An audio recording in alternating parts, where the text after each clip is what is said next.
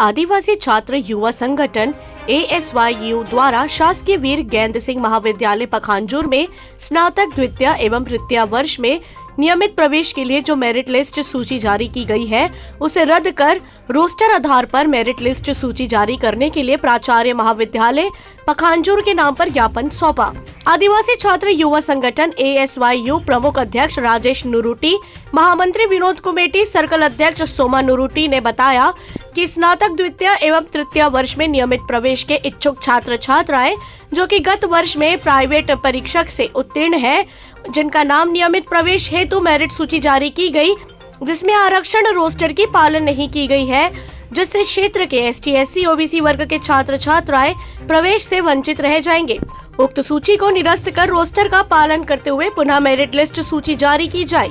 ताकि ST SC OBC वर्ग के भी छात्र छात्राएं महाविद्यालय में प्रवेश ले सके। ज्ञापन सौंपते समय निम्न पदाधिकारी उपस्थित थे: राजेश नुरुटी संगठन प्रमुख अध्यक्ष, महामंत्री विनोद कुमेटी, सर्कल अध्यक्ष सोमा नुरुटी, काजल पोया,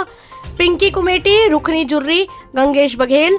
रोशनी एक्का, सरिता पद्दा, सनीता नुरुटी, सुनीता कोवाची, राकेश हनुमान, मिथुन वड्डे, बसंत तिग्गा, रमेश कतलामी आदि उपस्थित थे। पखांजूर से विप्लव कुंडू की रिपोर्ट।